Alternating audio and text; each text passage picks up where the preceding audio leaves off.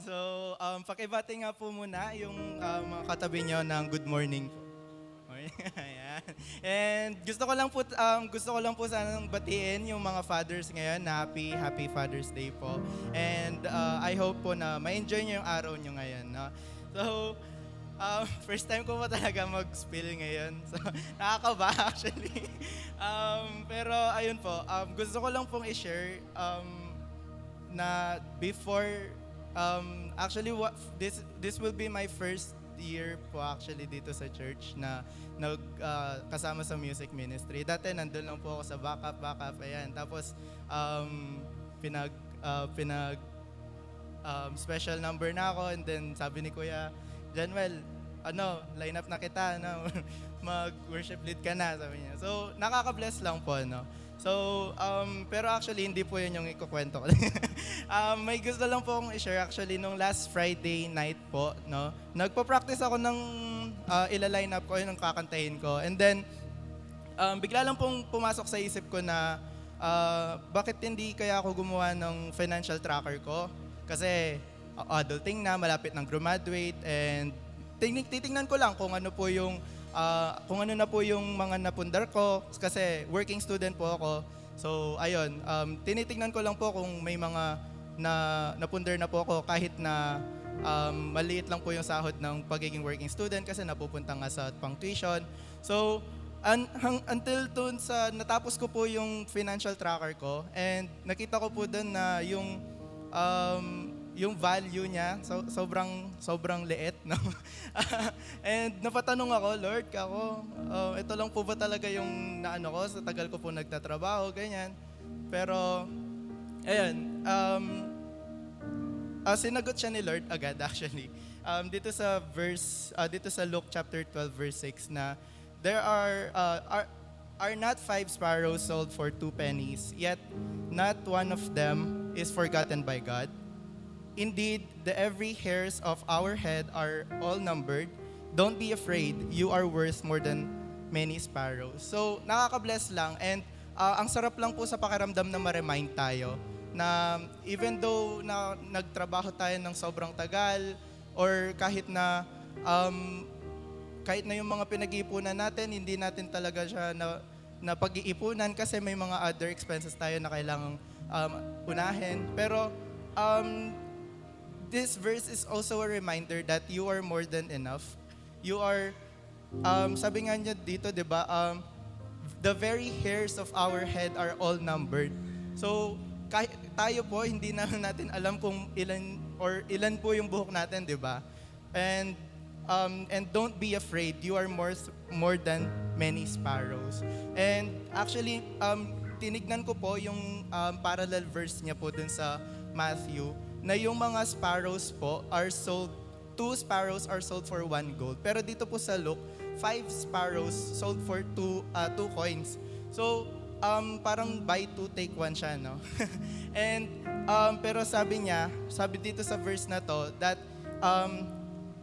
even though that sparrow, it actually matters, and kilala ni Lord yun. So, yung mga sparrows na yun, mga nakikita lang natin yan sa langit na lumilipad lang, pero they're just animals, pero tayo yung anak ng Lord, anak ni Diyos, anak ni Jesus, 'di ba? So it's ang saya lang na ma-remind tayo na kilala tayo ni Lord, and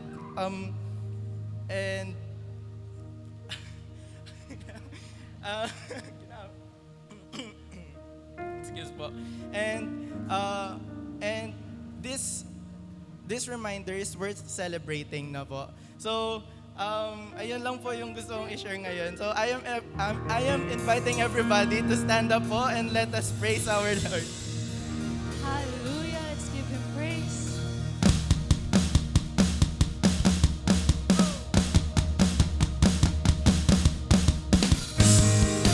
Clap our hands.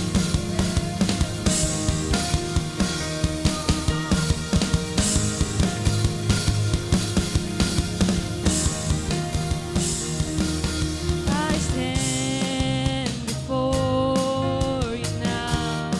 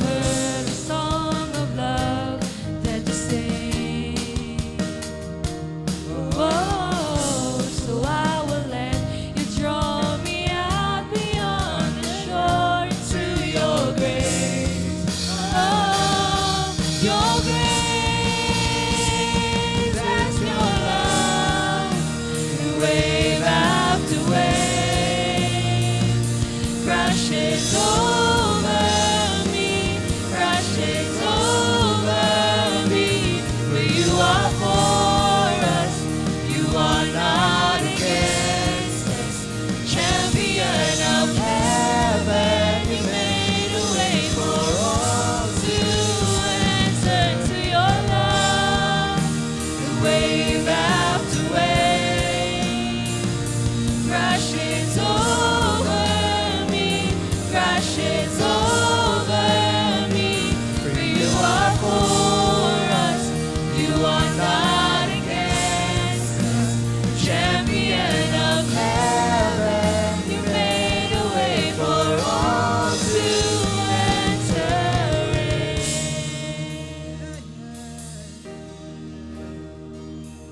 You make me brave, you make me brave. You've called me out beyond the shore into the wave. You make me brave, you make me brave. No fear can hinder now the love that made a way. You make me brave, you make me brave. You call me out beyond the shore into the waves. You make me brave, you make me brave. No fear can hinder now the love that made a way. You make me brave, you make me brave. You call me out beyond the shore into the waves. You make me brave, hallelujah. You make me brave. You bring me out and now there's all that made a way. You make me brave, You hallelujah. make me brave. You call me out beyond the shore into the waves. You make me brave, hallelujah. You make me Praise your brave. name. No fear can hinder now the love that made a way. 'Cause your love, wave after wave, crashes over me, crashes over me. For you are for us, you are not against us. Champion of heaven, you made a way for all to enter. Because your love, wave after wave, crashes over me, crashes over me. For you are for us, you are not against us. Champion of heaven, you made a way for all to enter. Champion of heaven, you made a way for all to. Champion of heaven, you made a way for all to enter in. Hallelujah. Thank you, Lord. Thank you, Jesus.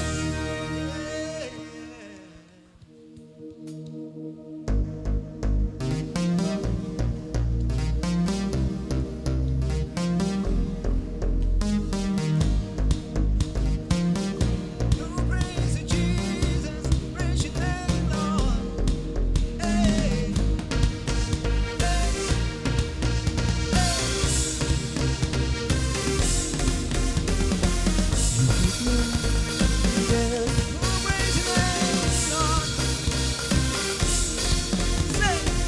You wake me up knowing there's a reason. All my dreams come alive. Life is for living. With you, I've made my decision. You lift me up, fill my eyes with wonder. For every freedom's untainted. With you, no moment is wasted. See the sun now bursting through the clouds, black and white, turns to color all around. All is new in the Savior I am found. This is living now.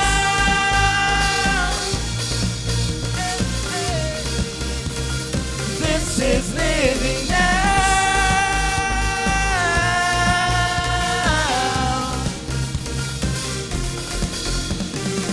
You lift away, glad you're right beside me.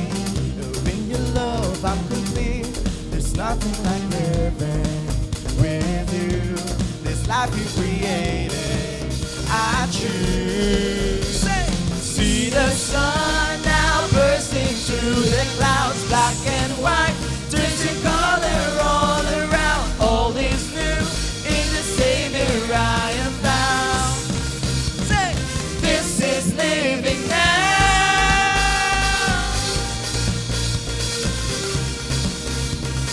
This is living now.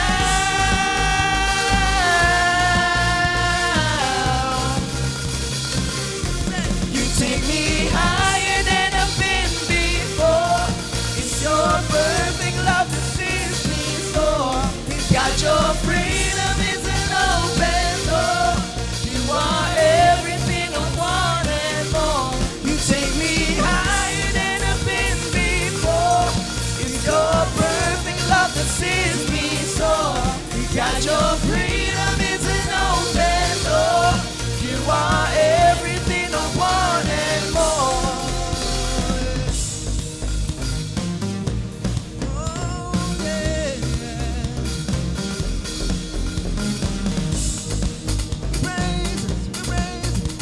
We lift our voice to Jesus. Say, see the sun now bursting through the clouds, black and white, turns to color all around. All is new in the Savior I am found. See the sun, man. See the sun now bursting through the clouds, black and white, turns to color all around. All is new in the Savior I am found. This is living now.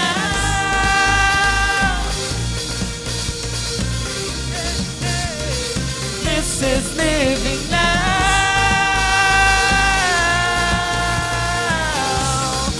You take me higher. You take me higher than I've been before. It's your perfect love that sees me soar. Got your freedom is an open door. You are everything I want and more. You take me higher than I've been before. It's your perfect love that sees me soar. Got your freedom is an open door. You are everything I want and more.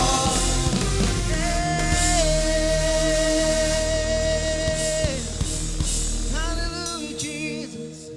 Oh, we praise your name in this place, Lord.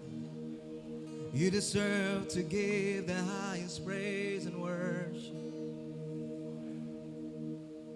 Oh, we praise your name, Jesus.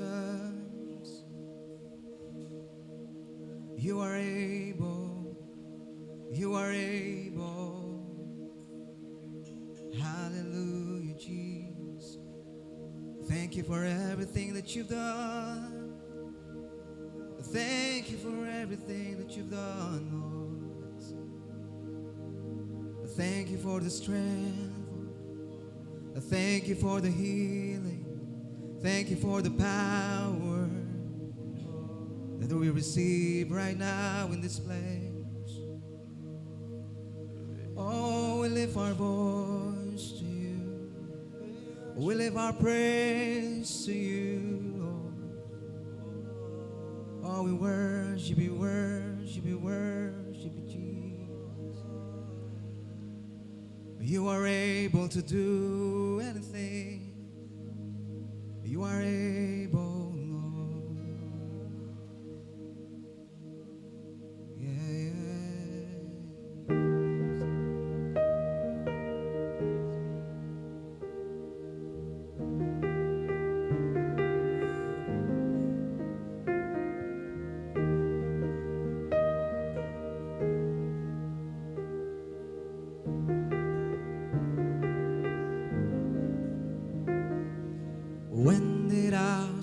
to forget. And all of the great things you give. When did I throw away faith for the impossible?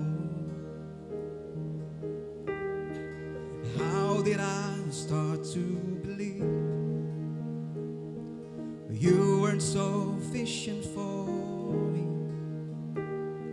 And why do I talk myself out of the sing miracle?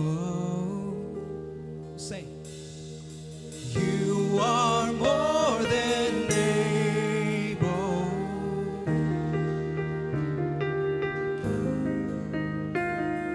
You are more than able. You are, you are. You are more than able.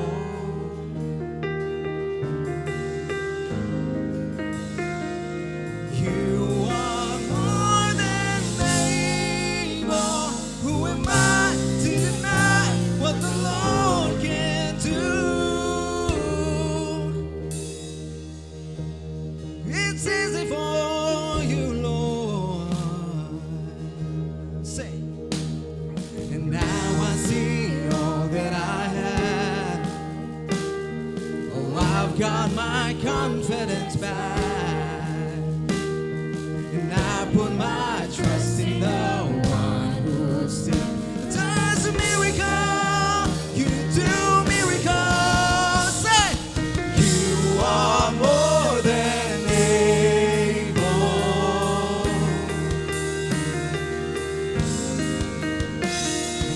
You are more than able. You are, you are. You are more than able.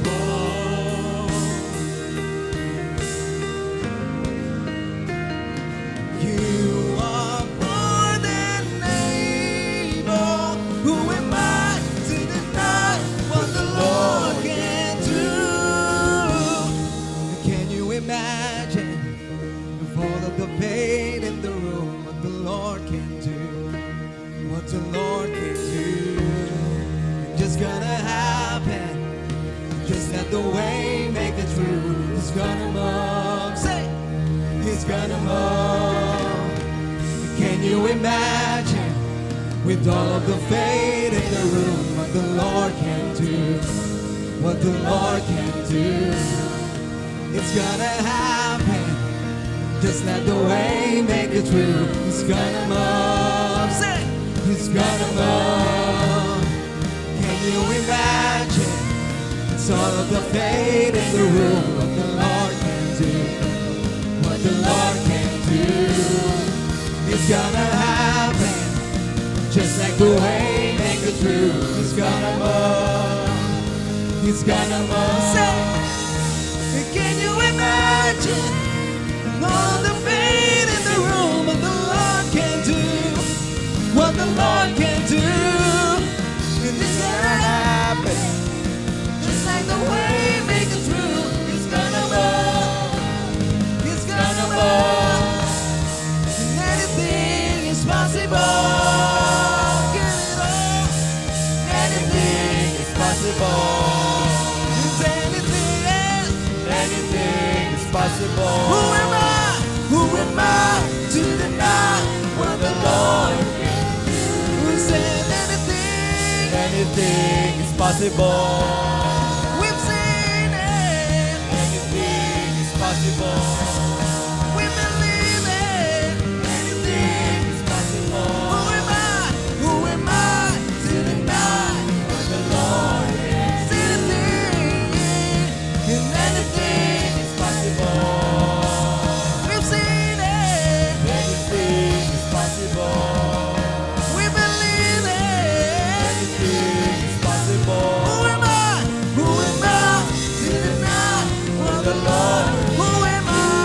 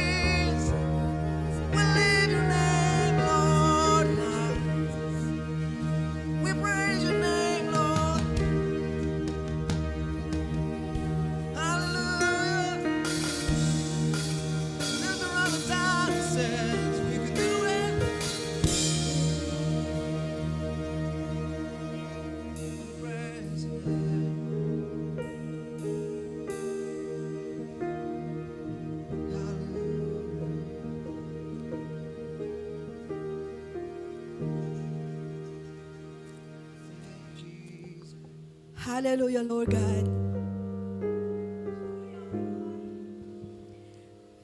Truly our God is more than able. Kapatid, ano man ang iyong sitwasyon ngayon sa iyong buhay, kumilos na ang Diyos sa iyong buhay. At patuloy na siya ay kumikilos sa ating buhay dahil ang kanyang biyaya ay pinagkaloob na niya sa atin. Kaya kapatid, ang makita mo ngayon sa iyong buhay ay walang iba kundi ang kanyang ginawa. Ang ginawa ni Kristo doon sa krus ng Kalbaryo. At patuloy na nararanasan natin ang kanyang katapatan, ang kanyang kapangyarihan, ang kanyang kabutihan sa ating mga buhay. Kaya marapat mo siyang itaas sa iyong buhay, kapatid. Oh, hallelujah, Lord God. We praise you, Lord God. We thank you, Lord God, for your power, for your goodness, Lord God. Oh, hallelujah. We praise you. We thank you, Lord. Salamat sa inyong kabutihan. Salamat sa inyong kapangyarihan. Salamat sa inyong katapatan, O Diyos.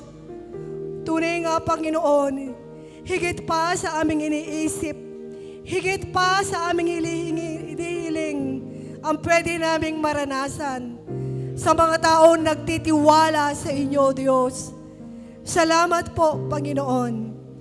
Salamat dahil alam po namin, Panginoon, ginawa mo na ang lahat para sa amin. You did it all for us, Lord God. Kaya, Lord, tatamasahin na lang po namin ang ginawa mo sa buhay namin. Kikilalanin na namin at tatanggapin, Panginoon, ang lahat ng pinagkaloob mo sa amin. Kaya salamat po. Dahil alam po namin, Panginoon, nasa amin na ang tagumpay dahil sa aming Panginoong Yesus. Kaya salamat po, Panginoon. Sa buhay namin, wala kaming ibang itataas, ipaparada, kundi ang tagumpay na ginawa ng aming Panginoong Yesus sa aming mga buhay. Oh, we thank you, Lord. Salamat sa kapatawaran ng aming mga kasalanan. Salamat sa walang kondisyong pag-ibig na ipinadama mo sa amin. Kung kaya, Panginoon, ang pag-ibig na ito, ang perfect love na ito na aming nadama sa inyo, ang siyang aming naipapadama na ngayon sa aming kapwa. Salamat dahil nakaranas kami ng dakilang pag-ibig na mula sa inyo. Dakilang pag-ibig na nag-empower sa amin, na nag-motivate sa amin, dahil makasalanan pa kami, ay minahal mo na kami, O Diyos. Salamat po, Panginoon. Purihin ka, Ama. Pasalamatan ka sa aming mga buhay. We worship you, Lord, in the mighty name of Jesus. Amen and amen. You are more than able.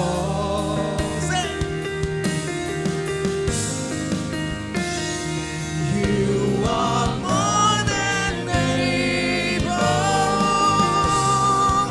You are more than able.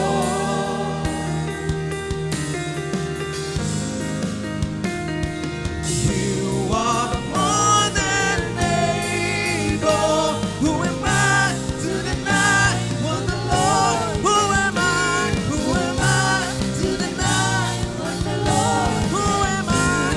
Who am I to deny what the Lord can do? Let's give him a mighty hand of praise.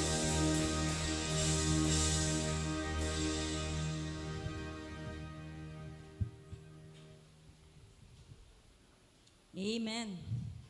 Our God is able. Amen. Isigaw nga po natin. Amen. Dahil sinabi niya po, no, Ephesians 3:20, God is able to do exceedingly abundantly above all that we could ever ask or think. That is our God. More than you think, more than you can imagine, God is able. Amen. Hallelujah. Salamat po sa ating Panginoon. Salamat po sa araw na ito. Father's Day, Happy Father's Day po sa lahat ng ama. Kayo po ay magigiting na mga lalaki at ama ng ating pong Panginoon. Amen! Hallelujah! Macho! Hallelujah! Thank you, Lord. Tayo po'y manalangin sa ating pagkakaloob. Maraming salamat po, O Diyos. Doon po kami lagi nakatingin, Panginoon, sa aming Diyos na aming pong pinagtitiwalaan. In everything, Lord God, na nandito po sa amin, Panginoon, kinikilala po namin ang inyong biyaya, ang inyong kabutihan, ang inyong pag-ibig, O Diyos, na hindi nagmamaliw sa iyong mga anak. Salamat po, O Diyos. Ito po ang aming pong patunay, Panginoon, na Ikaw ang aming Diyos na hindi po nagkukulang, na hindi po nagpapabaya, na hindi kami iniiwan, hindi kami pinapabayaan, Panginoon. Maraming salamat po, O Diyos, sa lahat ng mga tinatangkilik na mayroon po kami, O Diyos, sa mga trabaho, sa mga negosyo, sa lahat, Panginoon, ng source na binigyan mo kami, Panginoon. And truly, Lord God, you are our source. Kayo po ang pinagmumula ng lahat ng bagay sa amin. More than material, Lord God. More than in this world, Jesus.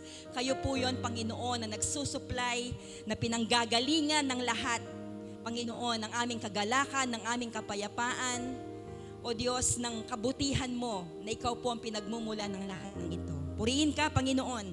Dakilain po kayo sa pangalan na aming Panginoong Jesus. Amen.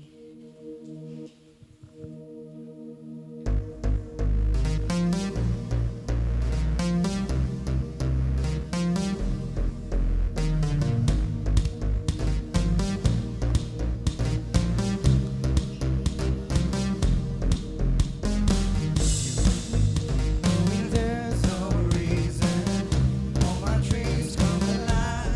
Life is for living with you. I've made my decision.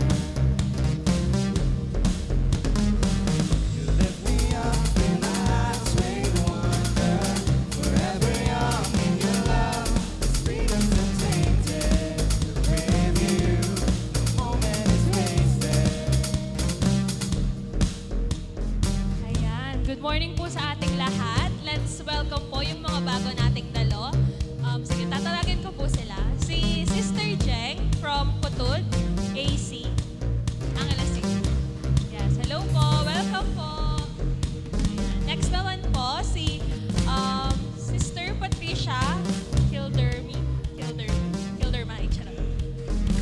Ay, wala. Hello, Ate Tin.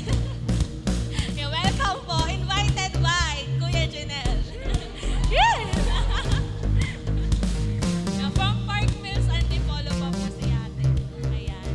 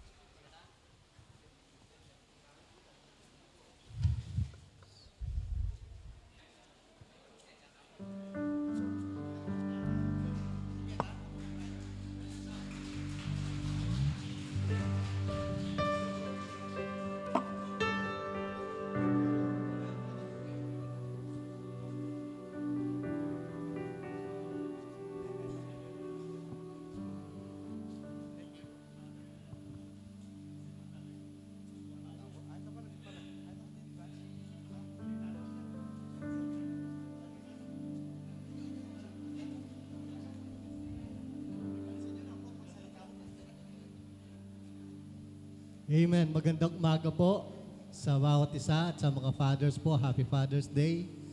Wag muna po tayong maglaba ngayon, bukas na lang.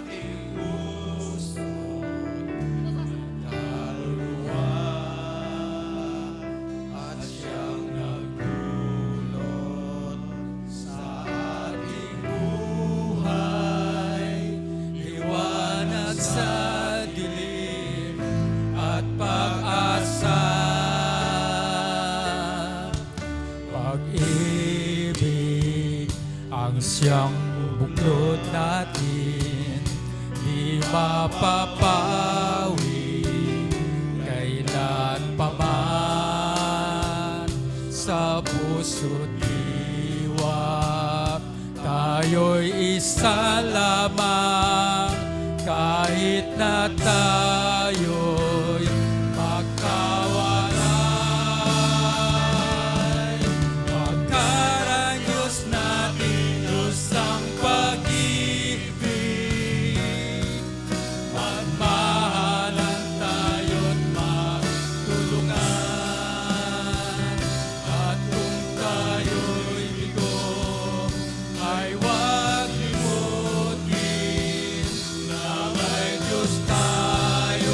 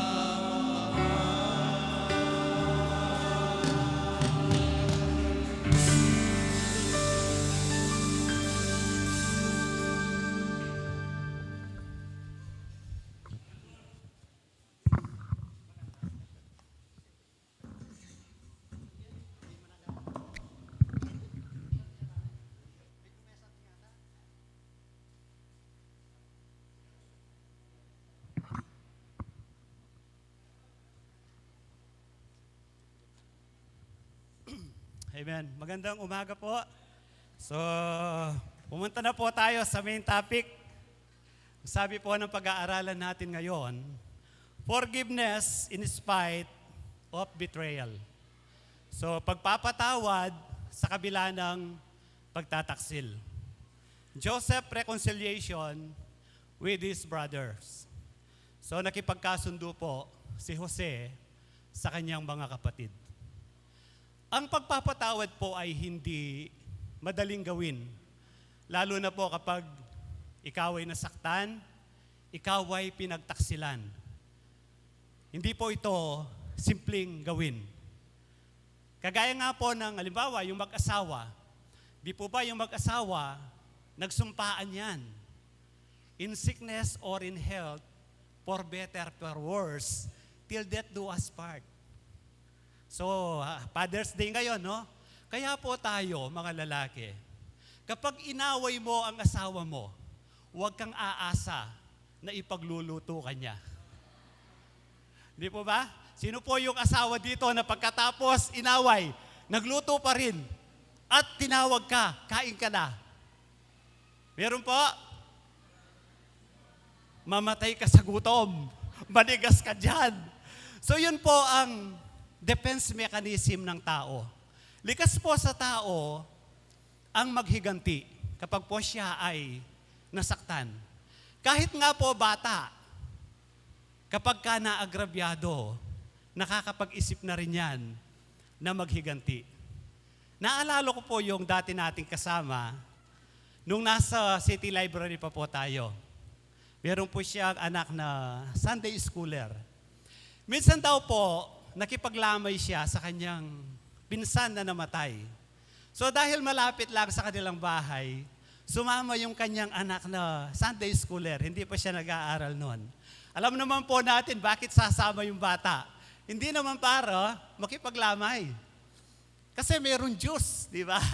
May binatog, may butong pakwan, may tinapay sa lamay. So sumama yung bata. Habang daw ang kanyang tatay nakikipagkwentuhan, yung kanyang anak nasa isang tabi, nagmamasid lang. So maya-maya, umiiyak ang bata, pinuntahan ng kanyang tatay. So sabi ng kanyang tatay, bakit ka umiiyak? Sabi ng bata, yung iba binibigyan nila ng Diyos, pero ako nilalampasan lang, hindi nila ako binibigyan. Kaya umiyak yung bata. So, pinagkuha na lang ng tatay niya, ng Diyos, ang bata. Nung umiinom na ang bata, nagsalita siya sa kanyang tatay. Sabi niya, Daddy, pag ikaw ang namatay, hindi ko rin sila bibigyan ng Diyos. Imagine, hindi pa nag-aaral, Sunday schooler pa lang. Pero, naisip na niya yon.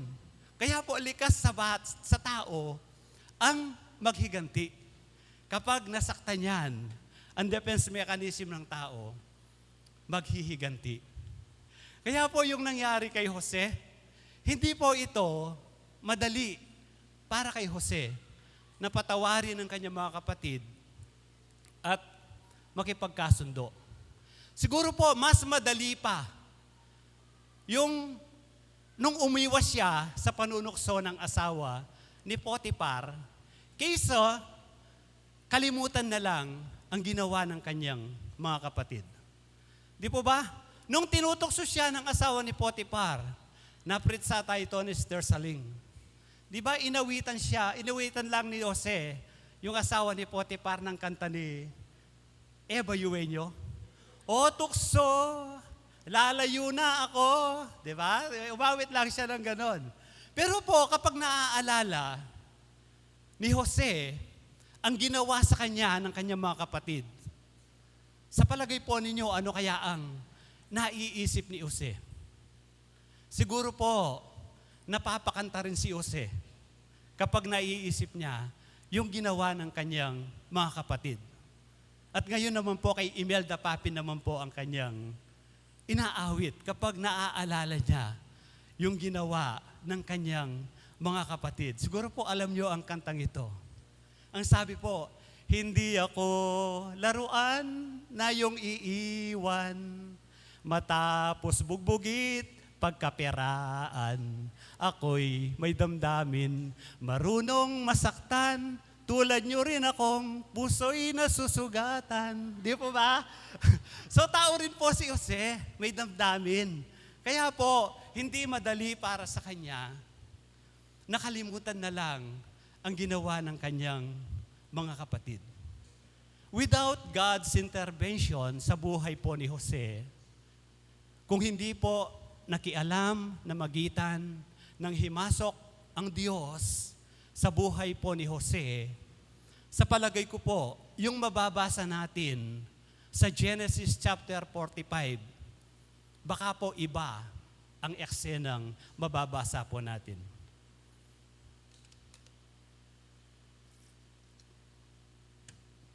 Ang sabi po, hindi na mapigil ni Jose ang kanyang damdamin, kaya't pinaalis niya ang kanyang mga tagapaglingkod na naroon. Nang sila na lamang ang naroon, ipinagtapat ni Jose sa kanyang mga kapatid kung sino siya. Sa lakas ng kanyang iyak, narinig siya ng mga Ehipsyo, kaya't ang balita'y mabilis na nakarating sa palasyo. Ako, si Jose, ang pagtatapat niya sa kanyang mga kapatid. Buhay pa bang talaga ang ating ama? Diba, nag-usisa po si Jose sa kanyang, patungkol sa kanyang pamilya. So ngayon po, tinatanong niya ang kanyang ama kung buhay pa. Kasi po yung mga kapatid niya dito, nakikita na niya. Kaya ang kanyang ama na lamang ang kanyang tinanong. Nagulantang sila sa kanilang narinig at hindi nakasagot. Lumapit kayo, sabi ni Jose. Lumapit nga sila at nagpatuloy siya ng pagsasalita. Ako nga si Jose, ang inyong kapatid na ipinagbili ninyo sa Ehipto. Hindi po niya sinusumbatan ng kanyang mga kapatid dito. So kumbaga po, konting kurot lang ng konsensya dahil ibinenta nga siya. Amen? Ngunit, huwag ninyong ikalungkot ang nangyari, huwag ninyong sisihin ang inyong sarili sa ginawa ninyo sa akin.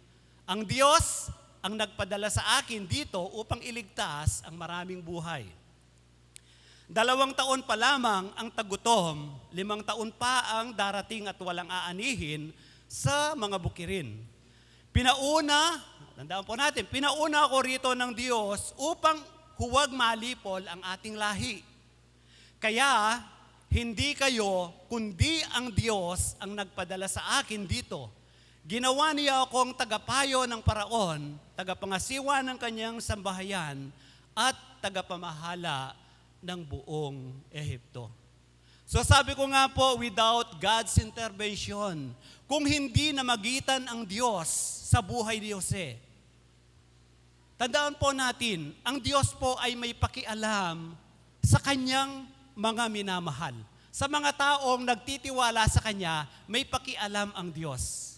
Kasi po kung hindi ka nagtitiwala sa Panginoon, hindi naman po siya pwedeng mag-intervene. Kaya nga po, dahil si Jose ay may pagtitiwala sa Diyos, namagitan po ang Diyos para kay Jose. Kasi po, isipin po natin, kung nangyari ang tagpong ito sa panahon na si Jose ay nasa kulungan, ano kaya ang eksenang mababasa natin? Siguro po, panunumbat, paninisi, kung bakit siya nakakulong. Kaya tingnan po natin yung perfect time ng Diyos. Kapag po sinabi perfect time, hindi po ang tao ang nag-ihintay sa Diyos. Hinihintay ng Diyos ang tao. Sa pagkakataon pong ito, naghintay ang Diyos ng 13 taon sa eksenang ito. Sa loob ng 13 taon, nakita na ng Diyos kung gaano na ka-establish ang puso at kaisipan ni Jose patungkol sa plano ng Diyos. So kumbaga, malinaw na niyang nakikita ang buong layunin ng Diyos sa kanyang buhay. Kaya nga po, sa pagtatagpo nila, hindi na ang masamang ginawa ng kanyang mga kapatid ang kanyang nakikita. Ang nakikita niya ay ang magandang layunin ng Diyos. Nangyari po yon dahil namagitan ang Diyos sa buhay ni Jose. Gaya rin po ng nangyari sa kanyang tatay na si Jacob. Di po ba si Jacob, dinaya niya ang kanyang kapatid. Nilinlang niya ang kanyang tatay para makuha ang basbas na para sana sa kanyang kapatid na si Esau. So, nung malaman ni Esau ang ginawa ni Jacob, nagbanta si Esau na pagkamatay ng kanilang tatay, papatayin din niya si Jacob. So, nung malaman ito ni Rebecca na kanilang nanay, pinaalis niya si Jacob papunta sa Mesopotamia sa kanyang kapatid na si Laban. Doon po, naghintay ang Diyos ng 20 years bago niya pinabalik si Jacob sa lupang Kanaan. Ano po ang hinihintay ng Diyos? So sa loob po ng 7 taon, naglingkod si Jacob kay Laban para kay Rachel. Ganun po niya kamahal si Rachel na nanay ni Joseph. So nung pong matapos na ang 7 taon, sabi po sa Bible, parang araw lang ang lumipas dahil talagang mahal ni Jacob si Rachel. So nung gabing ipagkakaloob na si Rachel kay Jacob, siyempre nagkaroon ng malaking handaan, nalango siguro si Jacob sa alak. Nung pumasok siya sa torda, ang alam niya, si Rachel ang kasiping niya. Siyempre po, wala pang electric doon. Madilim. Kaya nung pagkagising niya sa umaga, laking gulat niya. Hindi si Rachel ang kasiping niya, kundi si Leah. So nagreklamo si Jacob kay Laban. Tingnan po natin, napakabilis ng karma. Niloko niya ang kanyang kapatid, ngayon naman, siya ang niloloko. Di ba? So sabi ni Laban, kay Jacob, dali po. Sabi po niya, hindi kaugalian dito na mauunang mag-asawa ang nakababata. Kaya ang sabi niya, hayaan mo, pagkaraan ng 1 linggo, ibibigay ko sa iyo si Rachel sa isang kondisyon.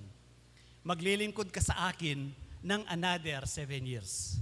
Kaya kung susumahin po natin, yung paglilingkod ni Jacob para kay Rachel, 14 years. Ganun niya kamahal si Rachel. Kaya po siguro ganun na lamang ang pagtrato ni Jacob kay Joseph. Lalo na si Rachel, hindi siya agad pinagkalooban ng Diyos na magkaanak para hindi naman maging kawawa si Leah. Kaya kung titingnan natin, parang nasa old age na si Jacob nung naipanganak ni Rachel, si Jose. So, ganun po.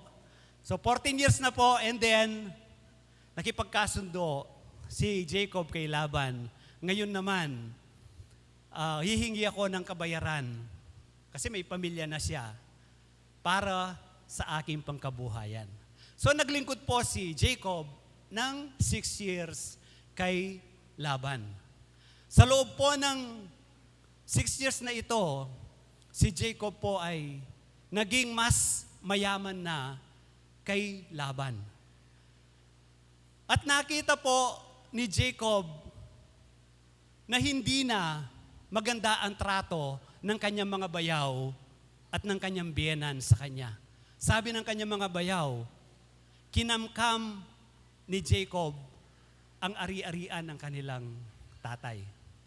So nag-iba na ang pagtrato ni Laban kay Jacob. So sa loob ng 20 years, dito na umeksena ang Diyos. Tinawag niya si Jacob, ang sabi niya, bumalik ka na sa Kanaan at sasamahan kita. Ano ba ang nakita ng Diyos kay Jacob sa panahong ito? So ang sabi po ni Jacob sa kanyang mga kapatid, ay mga asawa, ang sabi niya, mag-empake na kayo, aalis na tayo. Sapagkat pinagbibintangan ako ng iyong mga kapatid na ninanakaw ko ang ari-arian ng iyong ama at nagbago na ang pakikitungo sa akin ng iyong ama. Subalit, ito po yung nakita ng Diyos kay Jacob.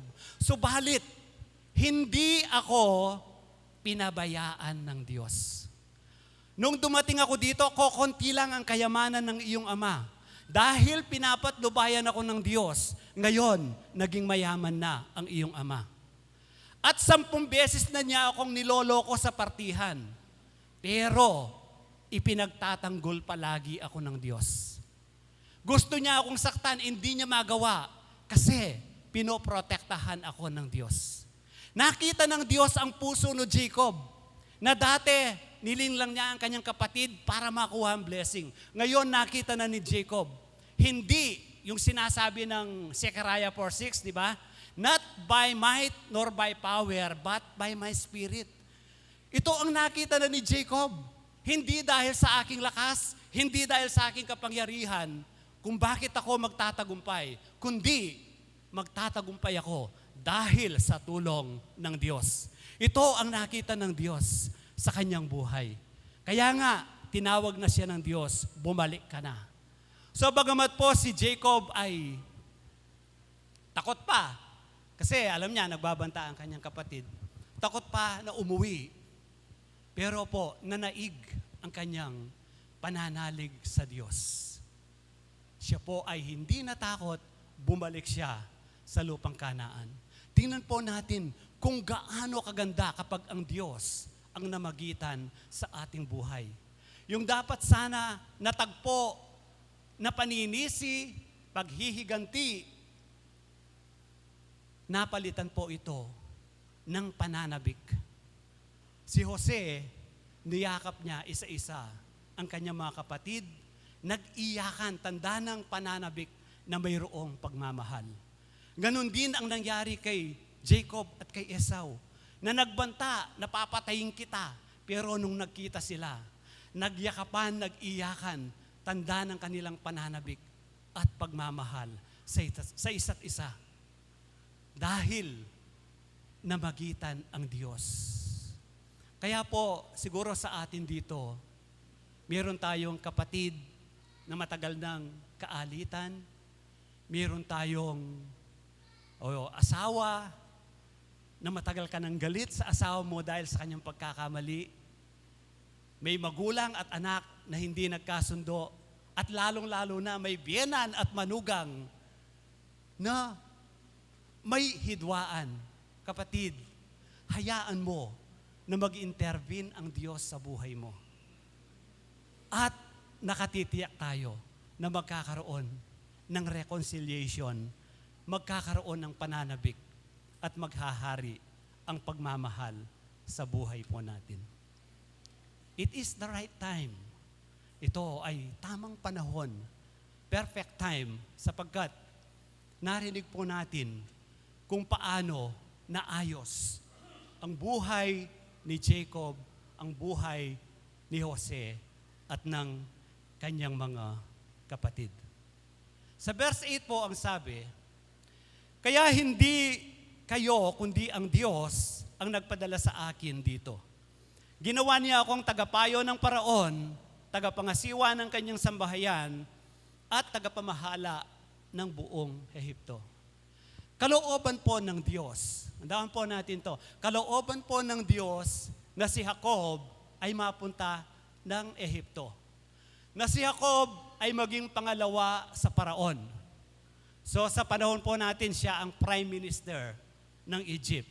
Pero, yung pamamaraan na ginawa ng kanyang mga kapatid, hindi po ito kalooban ng Diyos. Sapagkat wala pong niloob ang Diyos na tayo ay saktan, na tayo ay pahirapan, na tayo ay parusahan. Ang nangyari po, hindi kalooban ng Diyos ang ginawa ng mga kapatid ni Joseph. Ito po ay kalooban ng tao. Kung paanong ang Diyos pwedeng mamagitan sa tao, ganun din ang tao pwede niyang gawin na mag-intervene sa plano ng Diyos. Baligtad nga lang ang magiging bunga. Kapag ang Diyos ang nag-intervene, namagitan, nakialam, mabuti ang bunga nito. Pero kapag ang tao ang nakialam sa plano ng Diyos, katakot-takot na problema ang magiging bunga nito. Gaya ng ginawa ng mga kapatid ni Jose. Dahil nangialam sila sa plano ng Diyos, nagdusa si Joseph ng katakot-takot na pagdurusa. At sila rin, nandoon yung sinisisi nila ang kanilang sarili dahil sa kanilang ginawa. Yon ang bunga ng pangingialam ng tao. Gaya rin ni Abraham. Nangialam sila sa napakagandang layunin ng Diyos. Ang sabi ng Diyos kay Abraham, tumingala ka sa langit. Nakikita mo ba ang mga bituin? Magiging kasing kapal ng mga bituin ang iyong magiging lahi. Tumingin ka sa baybayin ng dagat. Nakikita mo yung mga buhangin, magiging ganyan karami ang iyong mga anak. Pero dahil si Abraham ay matanda na at baog pa si Sarah, nag-intervene sila sa plano ng Diyos. Ibinigay ni Sarah si Hagar kay Abraham na sinang-ayunan naman ni Abraham para matupad ang pangako ng Diyos. So nagkaroon ng anak si Hagar kay Abraham. Kasi po sa Old Testament, yung alipin, wala siyang karapatan. Kahit magkaanak yan, hindi niya maituturing na kanya ang bata, kundi sa kanyang amo. Kaya nga po, nagkaanak si Hagar kay Abraham. So makikita po natin dito, yung dapat sana na napakasayang buhay, ito po ay nagdulot ng napakalaking problema sa buhay ni na Abraham. Si Hagar, na wala namang karapatan, siya ay nagmalaki kay Sarah at nilait-lait niya si Sarah dahil hindi siya magkaanak. Dito na lumitaw yung pagkamaldita ni Sarah. Pinagmalupitan niya si Hagar. So napilitan si Abraham na magdesisyon ng isang napakasakit na desisyon sa kanyang buhay. Pinalayas niya ang mag-ina. Sa isang ama, di ba napakasakit yon, palalayasin mo ang iyong anak. Pero wala silang magawa kasi nakialam sila sa plano ng Diyos. Gayon din si Jacob. Si Jacob at si Rebecca, nakialam din sa plano ng Diyos. Di ba bago pa ipanganak ang bata, ang dalawang bata, kasi kambal si Jacob at Esau, nag-uunaan na sila kung sino yung unang lalabas. At ang sabi ng Diyos, mababasa natin ito sa Romans chapter 9. Sabi ng Diyos, magiging mas dakila ang nakababata kaysa nakatatanda. Maglilingkod ang nakatatanda sa nakababata. So tandaan po natin ito, hindi po favoritism ang Diyos. Hindi po itinakda ng Diyos na ganon ang mangyari. Meron pa po tayong mababasa, ang sabi niya, minahal ko si Jacob, kinapuotan ko si Esau. Tandaan po natin, hindi po nagtatakda ang Diyos kung ano ang mangyayari sa atin. Hindi po niya paborito si Jacob. Bakit sinabi niya na mas mahal niya si Jacob? Mayroon po itong pinanggalingan kung bakit nasabi ito ng Diyos.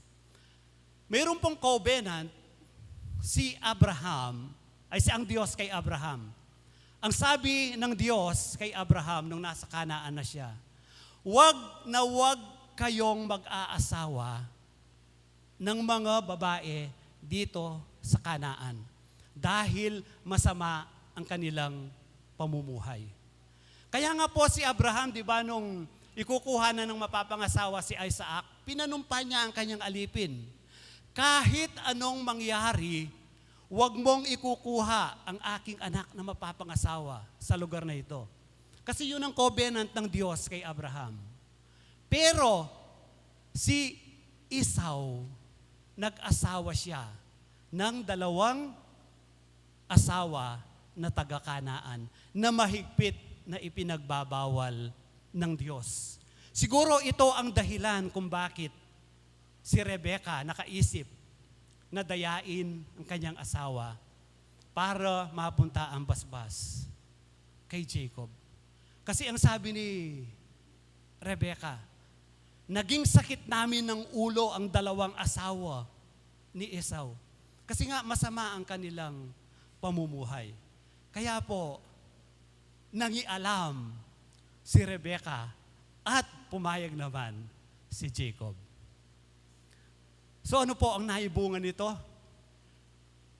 Masakit sa damdamin ni Rebecca. Ang sabi niya, napakasakit na makita ang 2 anak ko na magpapatayan dahil sa kanyang pangingialam sa layunin ng Diyos. Kaya nga po, pinaalis niya si Jacob papuntang Mesopotamia. Yung pinakamamahal niya, yung paborito niyang anak, nawalay sa kanya ng 20 taon. Kasi nga, nangialam sila sa plano ng Diyos. Pero po sa kabila, na nagkamali si Abraham, nagkamali si Jacob, nagkamali ang mga kapatid ni Joseph, nangyari pa rin ang plano ng Diyos sa kanilang buhay. Ano po ang susi sa susunod pong verse?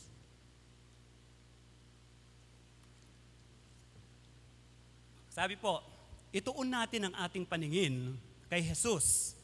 Sa Kanya nakasalalay ang ating pananampalataya mula simula hanggang katapusan. Dahil sa kagalakan naghihintay sa Kanya, hindi Niya inalintana ang kahihiyan ng pagkamatay sa krus at siya ngayon nakaupo sa kanan ng trono ng Diyos. Tingnan po natin, nagkamali sila. Nagkamali yung mga kapatid ni Joseph. Pero po, hindi naging dahilan, kay Abraham hindi naging dahilan ang kanyang pagkakamali para hindi matupad ang pangako ng Diyos. Kasi po nagkamali man siya, hindi niya inalis ang kanyang paningin sa Diyos. Ganon din si Jacob, nagkamali siya pero hindi niya inalis ang kanyang paningin sa Diyos. Si Joseph, dumanas siya ng katakot-takot na pagsubok sa kanyang buhay.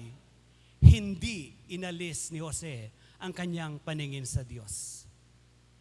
Kumbaga, niyakap nila ang Diyos. Hindi po naging dahilan ng pagkakamali. Ito po ang kuminsan malaking pagkakamali natin bilang Kristiyano. Na kapag tayo ay nagkakamali, ano ang ginagawa natin? Di ba? Lumalayo tayo sa Diyos. Pag nagkamali ka, parang nahihiya ka sa Diyos, lumalayo ka sa Diyos. Kapag ka dumanas ka ng pagsubok, sinisisi mo ang Diyos. Lumalayo ang tao sa Diyos. Kung nagkamali ka, doon mo lalong kailangan ang Diyos. Kapag ka ikaw ay dumaranas ng pagsubok, doon mo lalong kailangan ng Diyos. Kasi po, hindi galing sa Diyos ang mga masasamang bagay na nangyayari sa buhay po natin. Kaya po ang tatlong ito, makikita po natin, hindi lamang sila nagtagumpay, kundi naipakita nila kung ano ang tunay na karakter ng Diyos. Ano ba ang tunay na puso ng Diyos? Makikita po natin sa pamamagitan ng kanilang buhay. Amen. Sa susunod na verse. So ginamit ko po ang King James Version kasi po mayroong part sa MVV na ipinahintulot ng Diyos. Dito po sa King James Version, hindi po ipinahintulot ng Diyos. So, when Joseph's brethren saw that their father was dead, they said, Joseph will peradventure hate us, and will certainly requite us all the evil which we did unto him. And they sent a messenger unto Joseph, saying, Thy father did command before he died, saying, So shall you say unto Joseph, Forgive, I pray thee now, the trespass of thy brethren and their sin, For they did unto thee evil, and now we pray thee, forgive the trespass of the servants of the God of thy father. And Joseph went when they spake unto, and Joseph wept when they spake unto him. And his brethren also went and fell down before his face, and they said, Behold, we be thy servants. And Joseph said unto them, Fear not, for am I in the place of God? But as for you, ye thought evil against me, but God meant it unto good. So sa Tagalog po kasi sinasabi dito, ipinahintulot ito ng Diyos. Pero sa English po, ipinalagay ng Diyos. Ang ginawang masama ng kanyang mga kapatid, ipinalagay ng Diyos na ito ay makakabuti. To bring to pass, as it is this day, to save much people alive. Now therefore, so ito po ang assurance na ibinigay ni Joseph. Now therefore, fear ye not. I will nourish you and your little ones. And he comforted them and spake kindly unto them. Makikita po natin dito, ipinadama na ni Jose ang kanyang pagpapatawad, ang kanyang pagkalinga sa kanyang mga kapatid. Subalit, nung mamatay ang kanilang tatay, bakit kaya sila nagduda? Bakit sila natakot? Kasi po, ito ang laman ng kanilang puso. Ang laman ng kanilang puso ay galit at paghihiganti. Kaya ang iniisip nila, ganun din si Jose. Kasi po sa buhay ng mga kapatid ni Jose, mayroong pangyayari, nung panahon na sila ay bumalik na sa Kanaan, nagtayo sila ng tent sa lugar ng mga Hivites. At doon ang prinsipe ay si Shechem na anak ni Nahor. So nung nandun po sila, nakisalamuha si Dina. So yung pong anak ni Jacob ay 13, no? 12 lalaki at isang babae. Nakisalamuha si Dina sa mga kababaihan, sa Hivites. So nung makita po siya ni Shechem, nabighani si Shechem kay Dina, kinaladkad niya si Dina at pinagsamantalahan. So nung malaman po ito ng mga anak ni Jacob, galit na galit sila. Nag-isip sila ng pagkakataon na makaganti sa mag-amang Shechem. So dahil po malinis naman ang hangarin ni Shechem kay Dina, inamin naman niya na nagkamali siya. Hindi lang talaga napigilan ang sarili dahil napamahal talaga kay Dina. Nakipagkasundo ang mag-ama sa mga anak ni Jacob. So ang sabi po ng mga anak ni Jacob, isang kahihiyan sa lahi namin kung makakapag-asawa ang aming kapatid na hindi tuli. Ngayon, kung gusto nyo, magpatuli kayo at lahat ng kalalakihan sa nasakop ninyo, ipapakasal namin sa inyo, sa iyo, si Dina. Pero kung ayaw nyo, edi wag, aalis na kami. So dahil po mahal na mahal talaga ni Dina, ay ni Shechem, si Dina, kinausap na mag-amang Nahor ang lahat ng mga kalalakihan na Hibeo at sila ay pumayag. Kasi iginagalang nila si Shechem. Pumayag sila na magpatuli.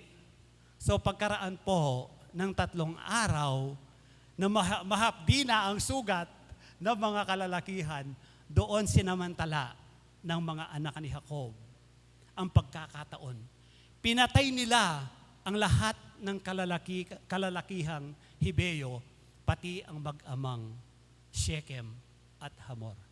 Ganon katindi ang laman ng kanilang puso. Ang galit, ang paghihiganti ay naghahari sa kanilang puso. Subalit si Jose, sabi ko nga, naipakita ni Jose kung ano ang tunay na karakter ng Diyos. Na ang Diyos ay hindi magagalitin. Na ang Diyos ay hindi mapaghiganti. Kundi ano ang karakter ng Diyos? Mapagmahal at mapagkalinga. Ang sabi po dito sa verse 21, "Now therefore, fear ye not, I will nourish you and your little ones." And he comforted them and spake kindly unto them. Ganoon po ang karakter ng Diyos, na siya ay mapagmahal na Diyos, na maling pagkakilala ng maraming tao sa Diyos, na ang Diyos ay namamarusa, na ang Diyos ay galit. Ang Diyos ay mapagmahal. Ang Diyos ay mapagkalinga. Sa kabila ng ginawa ng mga kapatid ni Jose, naipakita niya ang karakter ng Diyos, na ang Diyos, anuman ang ginawa natin, mahal na mahal pa rin tayo, na hindi tayo parurusahan ng Diyos. Makikita po natin sa susunod na verse, sa Hosea, sinabi sa akin ni Yahweh, "Umalis kang muli at ipakita mo ang iyong pag-ibig sa iyong asawa, sapagkat siya'y nangangalo niya. Sapagkat mahal pa rin ni Yahweh ang Israel, kahit na sumamba sila sa ibang mga Diyos at laging naghahandog sa mga ito ng tinapay na may pasas. Kaya binili ko siya sa halagang 15 pirasong pilak at 150 kilong sebada. At sinabi ko sa kanya," ganito po ang Diyos, "Manatili kang tapat sa akin, huwag ka nang mangalunya o makipagtalik pa sa ibang lalaki. Ako ay magiging tapat sa iyo." So si Gomer po, ay si Hosea po inutusan ng Diyos na mag-asawa ng isang prostitute, isa pong bayarang babae. At ang napangasawa po niya ay si Gomer. Sila po ay nagkaroon ng 3 anak. Bagamat si Gomer ay isang prostitute, minahal siya ni Hosea. Si Hosea po ay sumisimbolo sa Diyos at si Gomer sa Israel o sa atin na mga makasalanan. Sa kabila po na inibig ni Hosea si Gomer, sumama pa rin siya sa ibang lalaki. At pinarusahan ba siya ng Diyos? Hindi. Ipinakita pa rin ng Diyos kung gaano niya kamahal si Gomer. Binili pa niya. At ang sabi, magiging tapat ka. Magiging tapat ako sa iyo. Ganoon po ang karakter ng Diyos. Siya ay Diyos na mapagmahal. At sa last na tatalakayin po natin, sabi po dito, sumakay si Jesus sa bangka, tumawid sa kabilang ibayo at tumuloy sa sarili niyang bayan. Pagdating doon, dinala sa kanya ang ilang tao ang isang paralitikong nakaratay sa higaan. Nang makita ni Jesus ang kanilang pananampalataya, sinabi niya sa paralitiko, "Anak, lakasan mo ang iyong loob. Pinapatawad ka na sa iyong mga kasalanan." Tandaan po natin, pinapatawad ka na sa iyong mga kasalanan. So may ilang tagapagturo ng kautusan na naroon at sinabi nila sa kanilang sarili, nilalapastangan niya ang Diyos. Alam ni Jesus ang kanilang iniisip. Kaya't sinabi niya, "Bakit kayo nag-iisip ng ganyan? Ano ba ang mas madali?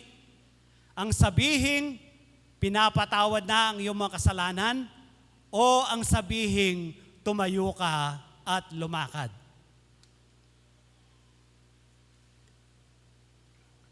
So sa palagay po natin, ano ang mas madali? Pinapatawad na ang iyong mga kasalanan, o ang sabihing, tumayo ka at lumakad? Halimbawa po kayo ay magpapatayo na isang bahay. At sa tabi ng inyong ipapatayong bahay, mayroong isang napakalaking halaman na nakagilid doon sa ipagpapatayo mo. Alin po ang mas madali? Putulin ang halaman o bunutin pati ang ugat? Di po ba madali lang na putulin na lang? Kasi pag pinahukay mo pati ugat, matagal at mahirap. Madali lang na putulin. Pero kapag pinutol mo yan, pag umusbong uli ang halaman, sisirain niya ang iyong ipinatayong bahay. Pero kapag ito ay pinahukay mo, pinabunot mo, pati ugat, hindi na niya masisira ang bahay na ipinatayo mo. Kaya ang sabi ng Panginoon, pinapatawad na ang iyong mga kasalanan. Ano po ang ibig sabihin nito? Binunot na ng Diyos ang ugat na pinanggagalingan ng lahat ng karamdaman, ng lahat ng problema. Binunot na ng Diyos ang ugat ng kanyang galit. Ito ay ang kasalanan. Kaya ang sabi niya, pinapatawad na ang iyong kasalanan. Sa pagkamatay ng ating Panginoon, pinatawad na niya ang kasalanan ng buong mundo. Past, present, and future. Binunot na niya ang ugat ng kanyang galit. Ito ay ang kasalanan. Kaya kahit na ikaw ay makagawa ng kasalanan, nakatitiyak ka, hindi na galit ang Diyos sa iyo. Kahit na nakagawa ka ng kasalanan, sinasabi natin, you are still righteous. Marami po ang nagko-question doon. Nakagawa ka ng kasalanan, you are still righteous. Yes, kasi nga po, wala na ang galit ng Diyos. Pinatawad na ang lahat ng kasalanan. Ang malimit itanong ng mga tao, di mag-aabuso ang Kristiyano kung ganun pala ang Diyos. Na kahit pala magkasala ka, you are still righteous dahil hindi galit ang Diyos. Ang sagot ko po, hindi. Bakit po? Kasi po, we are now a new creation. Wala na ang dati nating pagkatao. Kaya po, hindi ka pwedeng mag-abuso kasi bagong nilalang ka na. Hindi mo aabusuhin ang kabutihan ng Diyos kasi wala na nga yung luma mong pagkatao. At kung sakaling ikaw ay mag-abuso, hindi pa rin galit ang Diyos. Subalit, mayroon pong natural law na ibinigay ang Diyos. What you sow, you shall reap. Kung ano ang itinanim mo, yun ang iyong aanihin.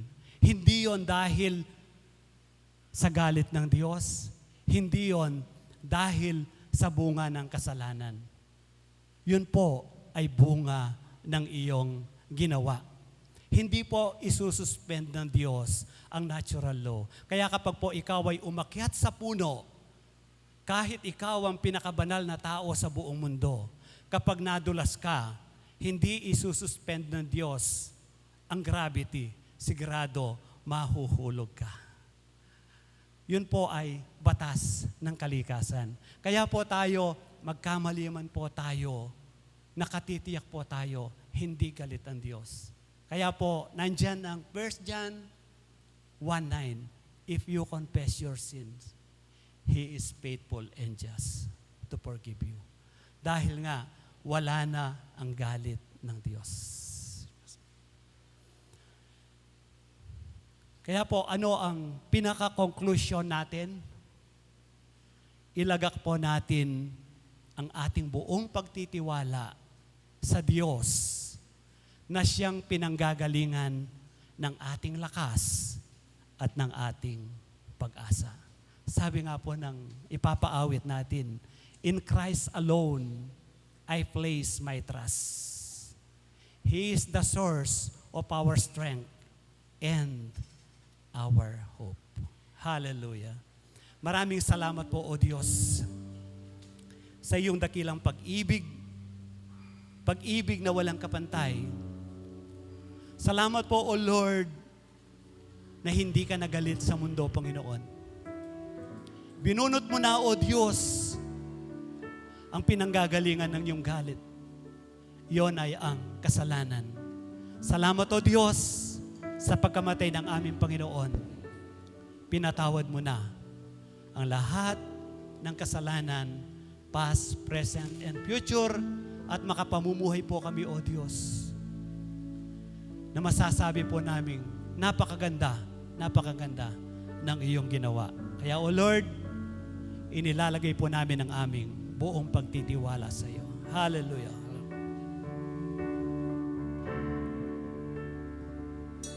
In Christ alone, I place my trust and find my glory in the power of the cross. In every victory, let it be said of me, my source of strength, my source of hope. In Christ alone, I place my trust and find my glory in the power of the cross. In every victory, let it be said of me, my source of strength. Let us all rise up and praise our Lord. In Christ alone, I place my trust and find my glory in the power of the cross. In every victory, let it be said of me, my source of strength, my source of hope.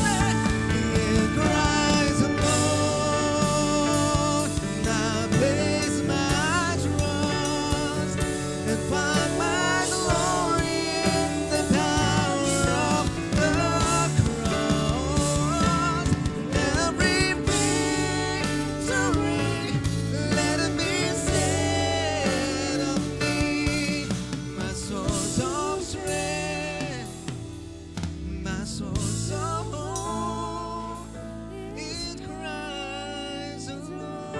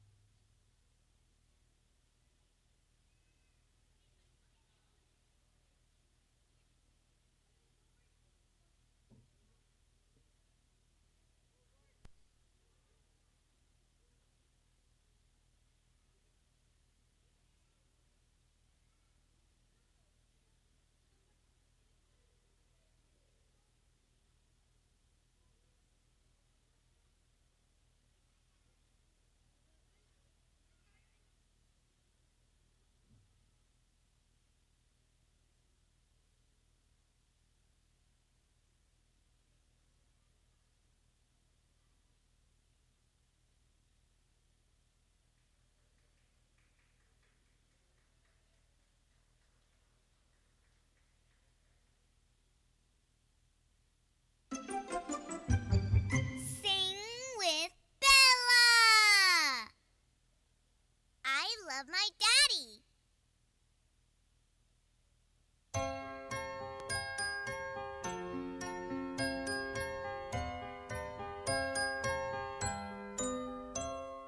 I love my daddy. I love my daddy. I love my daddy. Yes, I do. Here's a kiss and a hug for you. Thank you, Daddy, for all you do. Happy Father's Day. Happy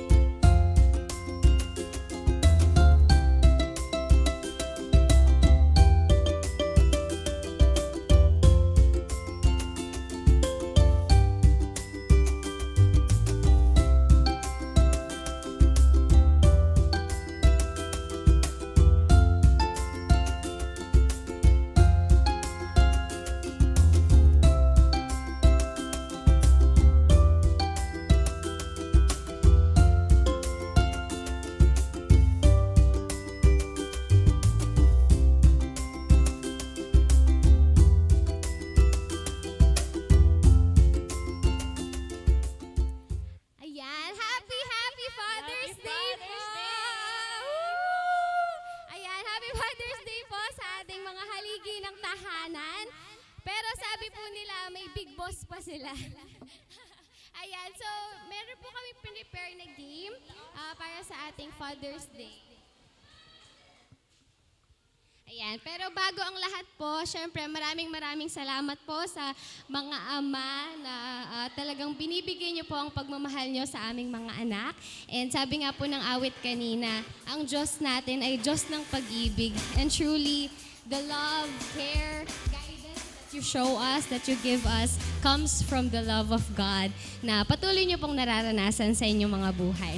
Ayan, so meron po kaming game na hinihanda. Very simple lang po. At syempre, meron na kaming listahan kung sino ang tatawagin po namin dito.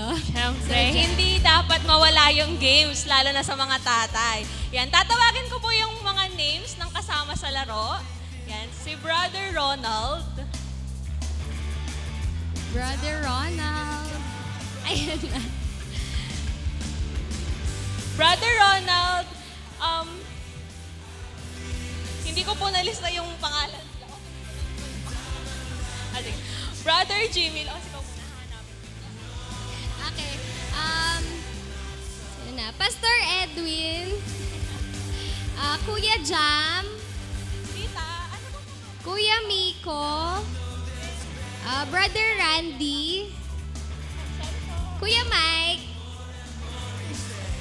Kuya Nat. Brother Jimmy. Sige po, punta na po tayo dito. At may dalawa pa. Ayan, may dalawa po. Si Brother Benji, tsaka po si Brother Jerry.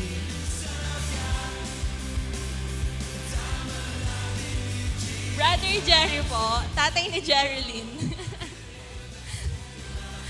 Tsaka po sige, si Brother Benji. Sige po, tayo po Miko tayo dito. Yumul po, yung Miko.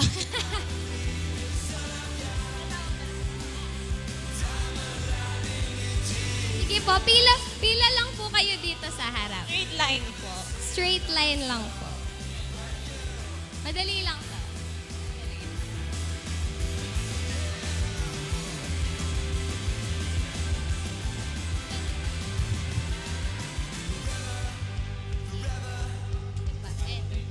Then, ayan, sige, one line lang po yan at pasok ka sa line. Sige, move. Ayan. So, ang game po natin na to, lahat po kayo magkakalaban. So, one winner lang. Category game.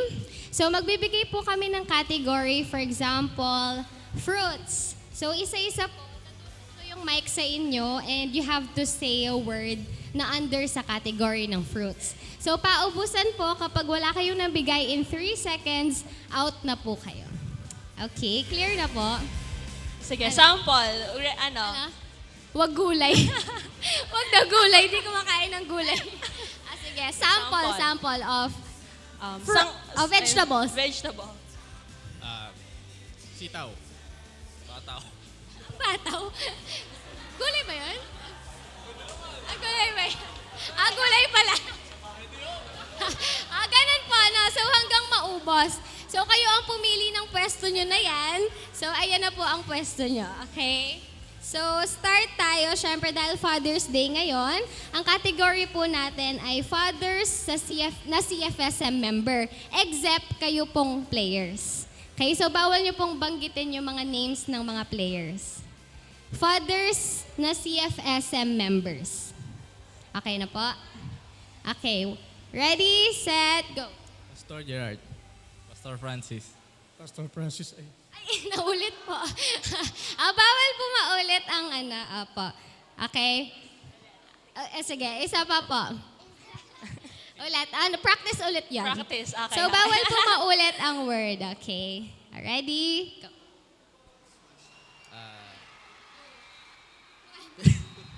Kinakabahan sila. First time ko nila. Hindi daw sila sanay tumayo dito. Hindi yung practice. Yung kanina na lang, kuya. Last, dito muna. Dito Yung na lang. siya na lang start. Sangkap sa kaldereta. Patatas. Carrots. Red pepper. Sitaw. Sitaw? May sitaw po ba ang kaldereta? Parang wala po sitaw sitaw ang kaldereta. May kaldereta, may sitaw ba ang kaldereta niyo? Sa kanila daw may sitaw. Kanila daw. So, jury, meron po bang sitaw ang kaldereta? May sitaw po ba? Wala. Okay, so thank you po, Brother Ronald. Out na po yung di makakasagot. Sige, Ayan. dito. Ay, dyan Sige, po. forward po yung... Forward po yung mga in pa. Sige. Okay, so next category. Mga gamit sa kusina. Okay, ready, set. Kutsilyo. Tagnan. Baso. Pinggan. Sando. Tinidor. Sirola. Kawali. Stove. Pinggan. Tong. Ay, nasabi na yung pinggan. Thank you, Ah. Kuya Miko. So, ulit yung ikot hanggang maubos ang category. Ay, ang words. Sige po. Tawagin na lang po namin Ay, kayo. mag-picture na lang po later. Okay. Okay. Mothers sa CFSM. Ayan, parang di naman tayo maubusan ng mothers. Pastor Anoy. Mother. Sister Neri. Sir Arlin. Rose. Sister G. Sir Lorna. Sister Jean. Sister Irene. Sister Gemma. Ninang Carmina. Sir Lorna. Sister Lorna. Nabanggit na si Sister Lorna. Mga asawa niyo, hindi niyo Oo nga. Nanay din naman po yung mga asawa niyo. Para di maubusan. Save the best for last. Okay. Ay, Umulit naulit na. yata. So, umulit po ba yung Sister Lorna?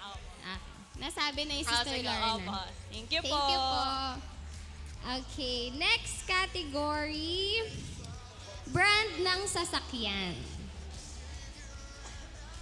Ay, dito muna sa... Ay, sige. Toyota. Mitsubishi. Mercedes. Lancer. Race. BMW. Geely. Wait lang. Ano po yung sagot?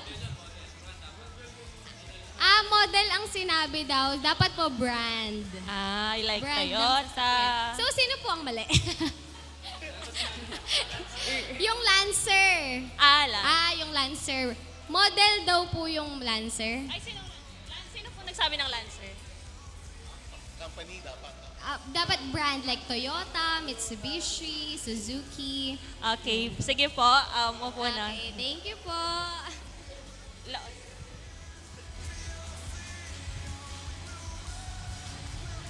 Barangay sa Angeles City. Sa palibutan. Amsik. Sa palibutan. Sinabi na eh!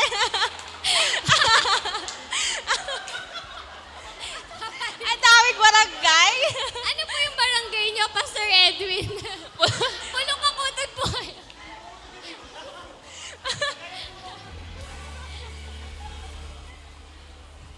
Okay, next naman po. Mga laging nasisira at inaayos sa bahay. Laging nasisira at inaayos sa bahay. Electric fan. Rice cooker. Blower. Ano po yan? Ay, nasabi na po. Blower daw po, kapampangan. Blower. Blower.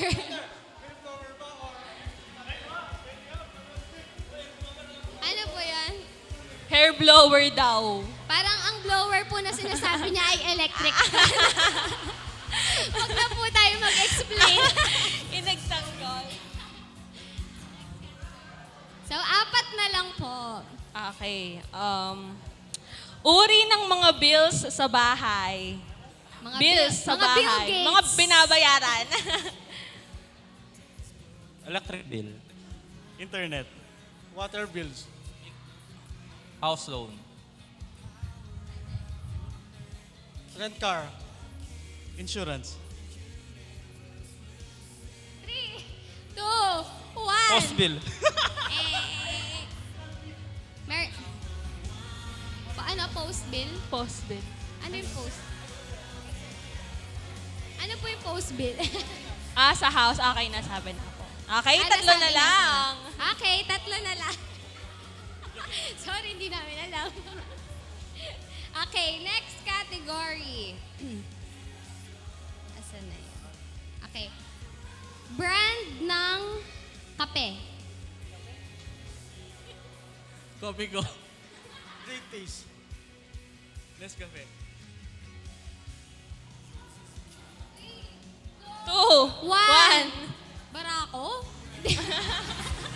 Brand ba yun ng kape? Ayan, dalawa na lang. Ano kayong pinakamahirap na category?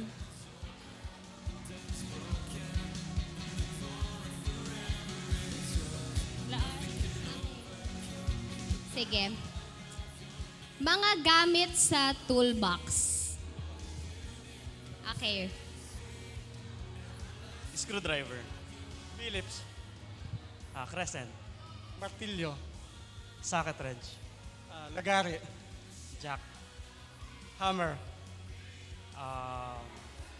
Martilyo is hammer po.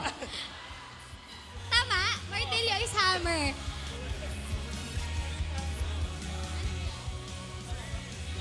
Naulit po. Yung Martilyo and nasabi hammer. na. So, hammer, naulit po. Ay, yun. Dalawang sorry, hindi po di nyo namin alam. Hindi nyo alam. Tama ba? Ang martilyo daw po, ginagamit sa... Pako sa kahoy, then yung hammer ginagamit sa semento, sa bakal. Tama po ba mga jury? O, parehas lang po yun. Ha? Mallet kapag kahoy. Malit? Kayo po So, mag-decide. kayo po mag-decide. Hindi po namin alam yung mga Parehas ba kahoy sa ang to. martilyo at hammer? O, isa pang category. Sige. Okay. Mga Isa pa pong category para tiebreaker. daughter churches ng CFSM, yung mga lugar kung saan merong CFSM. Pangasinan.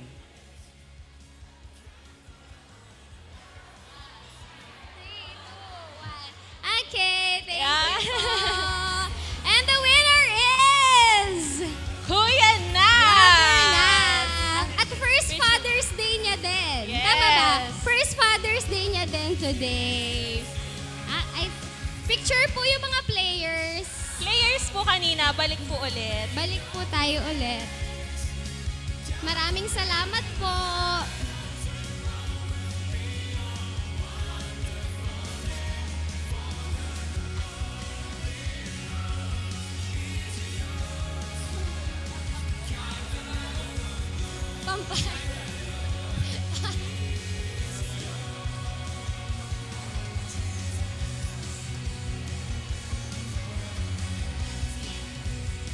Sige po, compress po. Ay, kompleto na po. 2, 4, 6, 8, 9. Sino Meron po pang po? isa. Ay, sorry. Ay, si Kuya Jam, go. Kuya Jam.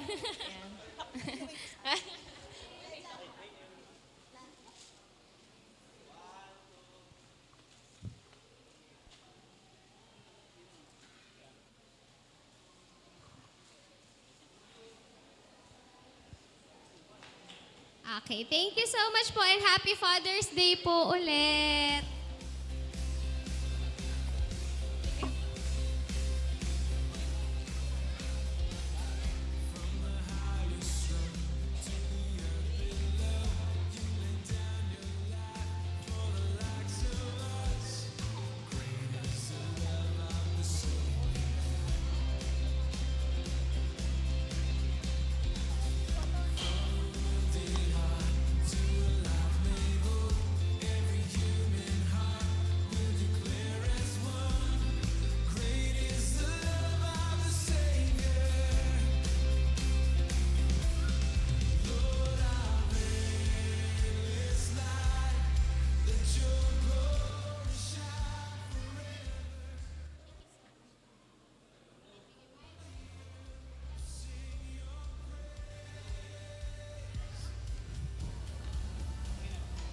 Hello? Okay. Palakpan natin pa naman. Salamat sa mga fathers natin. Blessed sa pakinggan po nating message ng madam. Nais pong ibigyan ng conclusion na 1 John 4:19. Tayo nag-umiibig sapagkat ang Diyos ang siyang unang umibig. So tayo ngayon po ay marunong umibig. Muli, lalo na sa ating Panginoon. Kasi po siya ang unang nagmahal at ang pag-ibig niya ay dumadaloy sa ating mga buhay. Nararasan natin kung gaano tayo kamahal ng Diyos sa ating mga buhay. Kaya po, tayo ngayon ay ang ating pag-ibig sa kapwa natin ay genuine. Ang pag-ibig natin sa kapwa ay ito po ay hindi pakitang tao, hindi emotional, kundi ito po ay motivated, tulak ng pag-ibig ng Diyos sa atin. Kaya kaya natin bumahal na kung minsan hindi man mahirap bang mahalin, mahirap bang tagapin. Kagaya ni Joseph, nagawa niya ang patawarin, mahalin ng kanyang kapatid dahil alam niya ang pag-ibig ng Diyos na dumadaloy sa iyong buhay. Kilala niya at naranasan niya kung gaano siya kakamahal ng Diyos. Kaya po alam din niya ang lalo niyang Panginoon sa iyong buhay. Kaya po, tayo lahat, naway patuloy natin maranasan kung gaano tayo kamahal ng Panginoon sa ating mga buhay. Ang ating mga asawa, anak, ating mga kaibigan, ka-worker, kaklase, na kung saan po, ay kaya natin abutin ang tao dahil sa pag-ibig ng Diyos sa ating buhay. Pero sa ating sarili, pag umiral po ang ating sarili, napakahirap pong mangyari na abutin natin at mahalin ang bagay na yun. Kaya po, we reflect. Ating pong pinapaliwanag ang Panginoon Diyos. Yung bang nag-reflect tayo parang buwan. Ang buwan ay naggagaling kanyang iliwanag ay sa araw. Kaya po, ganun po tayo. Ang pag-ibig ng Diyos ay dumadalo sa atin at ang mga tao po ay ni-bless dahil tayo po ay puno ng pag-ibig, puno ng pagmahal sa ating mga buhay. Kaya po, purihin pa naman sa Messiah, purihin pa naman sa ginamit niya at purihin po ang Panginoon sa lahat ng mga Father sa umaga ito. Kaya po si ating aking darling, Pastor Noy, siya mag-pray para sa ating mga Father. Okay, yes. Happy Father's Day po sa lahat. Inaanyayahan po namin ng lahat ng mga ama, daddy na pumarito sa harap. Tabihin po ninyo si Pastor dito at tayo po ay mananalangin para sa inyo lahat.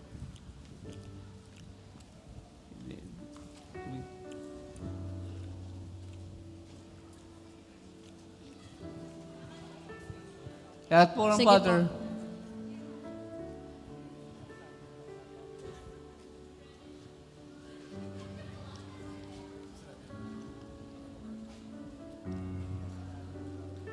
Okay, ayan po yung ating mga nagugwapuhan, magigiting na mga ama ng tahanan. Nandito na ba lahat?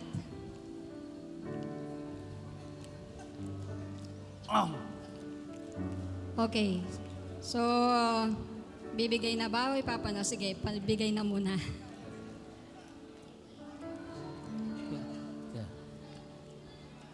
Compress po kayo para pag nag-picture. Okay, so, eto po yung ating mga ama.